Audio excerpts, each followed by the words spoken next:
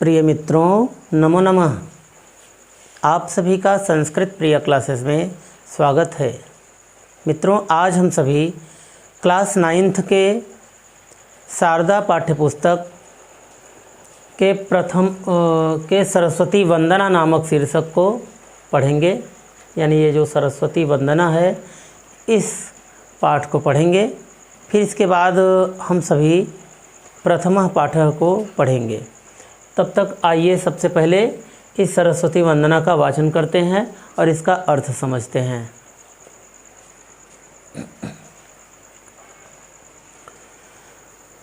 और आप सभी भी मेरे साथ साथ इसका वाचन करिए, ताकि आप सभी को ये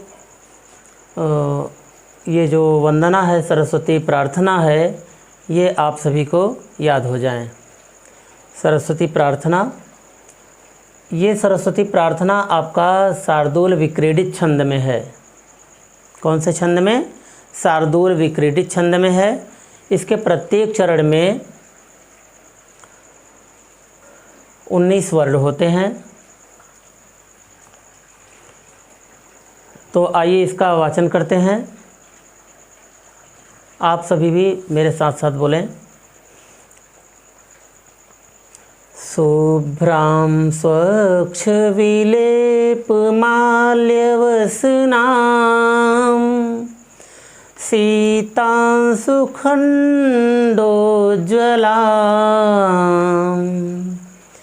व्याख्यामक्षगूढं सुधाढ्यकलशं विद्यां च हस्ताम्बुजैः विभ्राणां कमलासनां त्रिनयनां वाग्देवतां सुस्मितां वन्दे तां परमेश्वरीं भगवतीं सिद्धिप्रदां शारदां।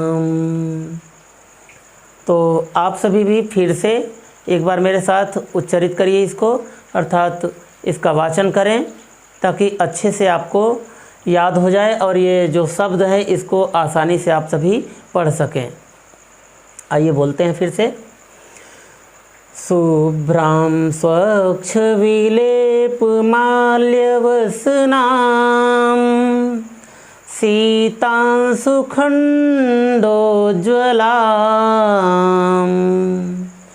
व्याख्यामक्षगूढं सुधाढ्यकलशं विद्यां च हस्ताम्बुजैः विभ्राणां कमलासनां त्रिनयनां वाग्देवतां सुस्मितां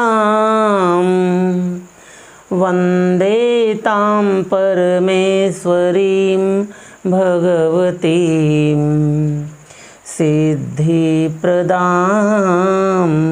शारदां। तो आइए मित्रों, इसका अर्थ समझते हैं।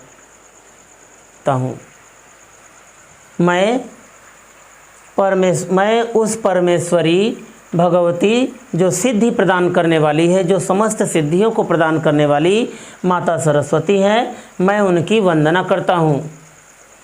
शुभ्राम मीन्स होता है श्वेत, यानी सफ़ेद।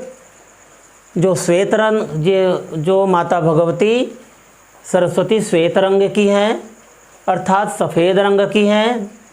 और जो स्वच्छ, विलेप माने होता है चंदन, तो जो स्वच्छ चंदन के लेप को लगाए हुए हैं, जो स्वच्छ चंदन के लेप को लगाए हुए हैं, और जो श्वेत माल्य को, यानी कि जो श्वेत रंग की माला को धारण करने वाली हैं, और वसनाम यानी कि वस्त्र को, कैसा वस्त्र है उनका? शुभ्राम वसनाम, तो श्वेत वस्त्र को धारण करने वाली। सीतांशु खंडोज्ज्वलाम, सीतांश मीन्स होता है चंद्रमा, खंड मीन्स होता है अंश या कला। और उज्ज्वलाम मीन्स होता है अत्यंत प्रकाशमान।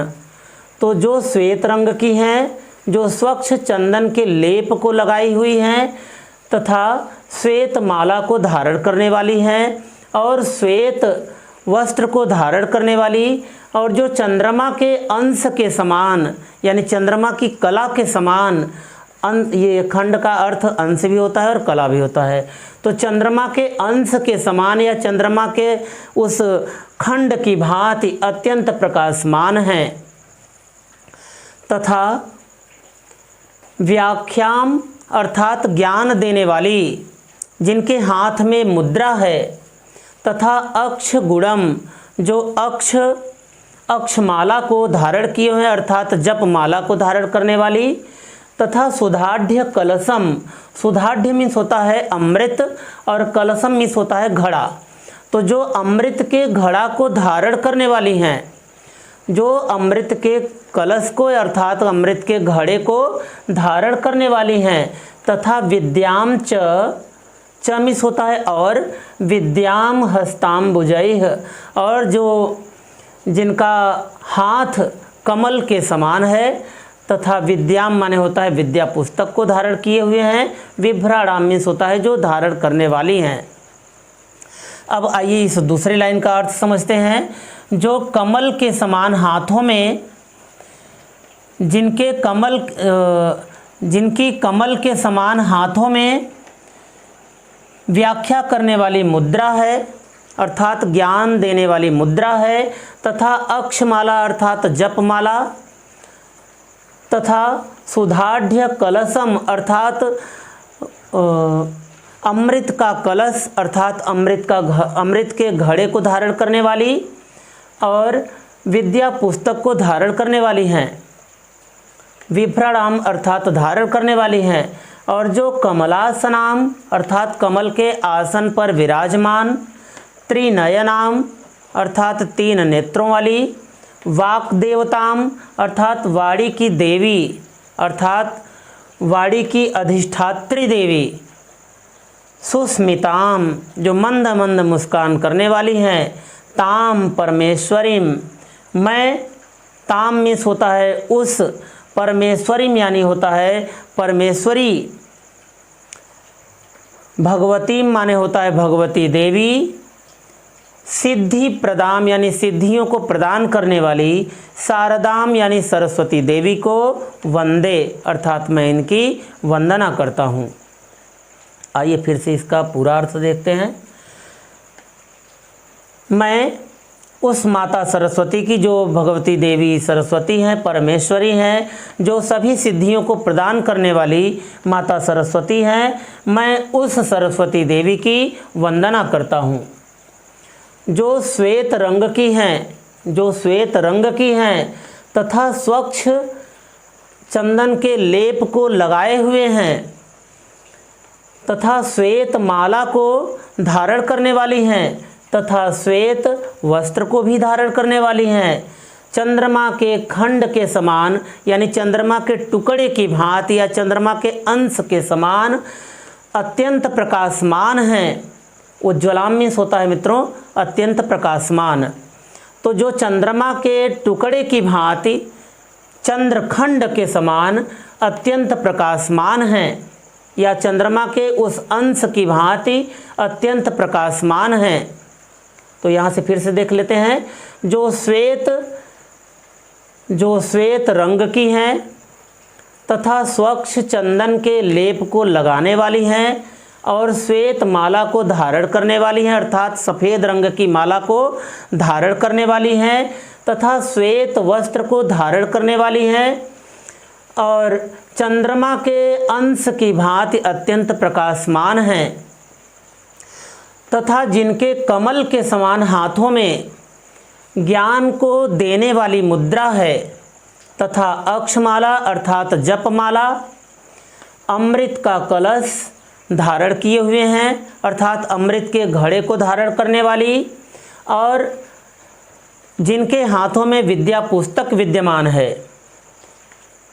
या विद्या पुस्तक सुशोभित है ऐसा कह सकते हैं या धारण किए हुए हैं और जो कमल के आसन पर बैठी हुई हैं, अर्थात जो कमल के आसन पर विराजमान हैं, 3 नेत्रों वाली हैं, ऐसी वाक देवता अर्थात वाणी की देवी अर्थात वाणी की अधिष्ठात्री देवी, जो मंद मंद मुस्कुराने वाली हैं, जो मंद मंद मुस्कुराने वाली हैं, उस परमेश्वरी देवी भगवती को जो सिद्धियों को प्रदान करने वाली है, मैं उस माता सरस्वती की वंदना करता हूँ।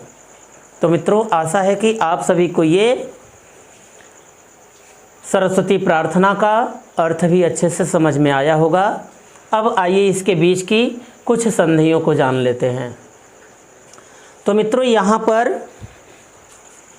यहाँ पर जो लिखा है शीतांशु खंडोज्ज्वलाम, तो खंडोज्ज्वलाम में यहाँ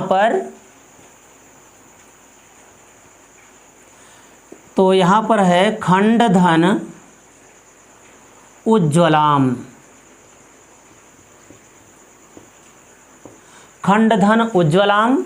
तो यहाँ पर ये ड के इस अ से और यहाँ पर उ उज्ज्वलाम के इस उ से मेल होने पर ये गुण संधि के अनुसार अ के आगे जब उ आया तो यहाँ पर ओ हो जाता है, और जैसा कि संधि करने पर यह आपका खंडोज्ज्वलाम,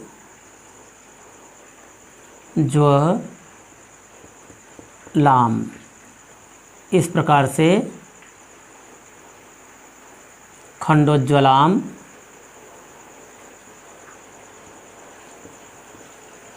ये शब्द तैयार हो गया है।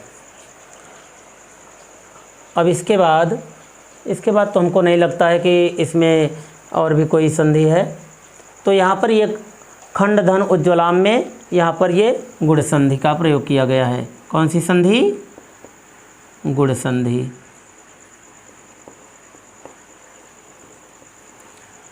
तो मित्रों, आशा है कि आप सभी को ये सरस्वती प्रार्थना का अर्थ अच्छे से समझ में आ गया होगा। तो अब इसके बाद, इस वीडियो के बाद हम सभी प्रथम पाठ के लिए फिर नेक्स्ट वीडियो में उपस्थित होंगे। तब तक के लिए धन्यवाद।